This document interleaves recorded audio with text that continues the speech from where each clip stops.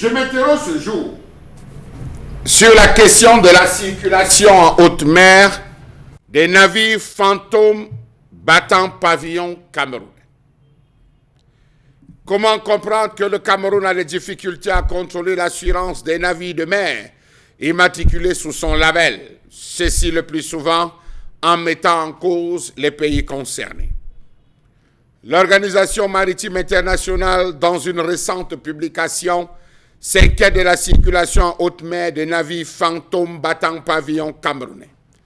L'organisme international remettait ainsi en cause la légalité de ces bateaux et par extension la procédure d'immatriculation de ces navires battant pavillon camerounais. Raison pour laquelle, le 2 janvier dernier, dans une circulaire adressée aux autorités portuaires camerounaises, notamment les capitaines de port, armateurs, gestionnaires opérateurs, agents maritimes et sociétés de classification de l'interdiction, les Émirats arabes unis informaient de l'interdiction de navigation dans leurs eaux des navires battant pavillon camerounais. Face au silence habituel du gouvernement camerounais, le 14 mars dernier, Jean-Ernest Massenangale Bibeye, ministre des Transports, a reçu en audience Barry Lawan, haut-commissaire de la Grande-Bretagne au Cameroun, le diplomate dont le pays abrite le siège de l'OMI, l'Organisation mondiale autant pour moi, de maritime internationale, j'y arrive, pardonnez-moi, venait signifier les dites inquiétudes aux membres du gouvernement camerounais. Le Cameroun en particulier a développé ces dernières années la réputation de procéder ou de posséder une flotte fantôme. Quels sont ceux qui se cachent derrière ces navires fantômes? La réponse toute trouvée, c'est les barons du système, les barons du régime, les protégés du régime qui se cachent derrière cette affaire de navires et de flottes fantômes. Le Cameroun a retenu l'attention en tant que refuge pour la flotte fantôme car les opérations de ces navires se sont développées en réponse aux interdictions imposées par l'Occident sur les exportations de pétrole russe. Allez donc voir quels sont ceux qui sont derrière. Vous entendrez des noms qui vont vous surprendre. Vous découvrirez des visages bien connus, avec à la clé les pinces Monseigneur sur les lèvres de tous ceux qui tenteraient de bien vouloir s'approcher de ce domaine, dit-on là-bas dans les cercles fermés, hautement fermés. Historiquement, les navires immatriculés au Cameroun ont été liés à d'autres opérations de contrebande de pétrole.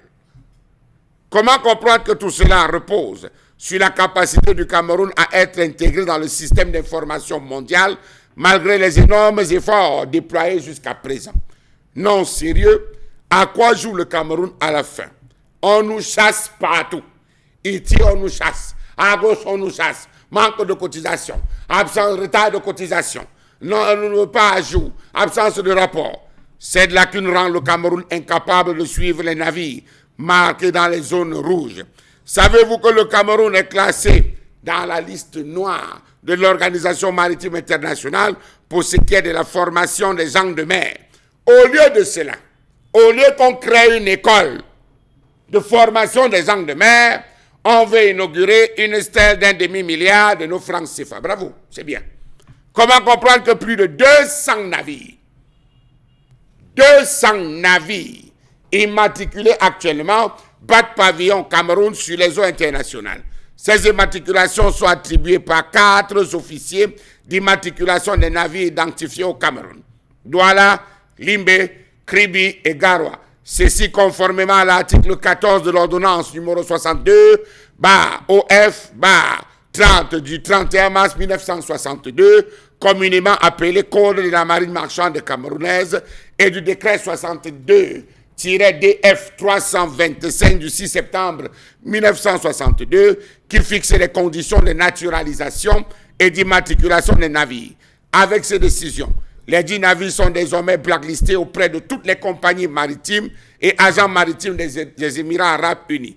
Ces compagnies ne devront plus fournir des services aux navires qui ne se conforment pas à cette circulaire afin d'éviter toute responsabilité juridique. Pour rappel, plusieurs pays africains sont déjà inscrits dans cette liste noire, notamment la République du Congo, la Guinée équatoriale, la Tanzanie et Sao Tomé et Principe. Si sur terre, les Camerounais ne parviennent à rien comprendre, dans la contrebande, les barons, ils vont comprendre quelque chose.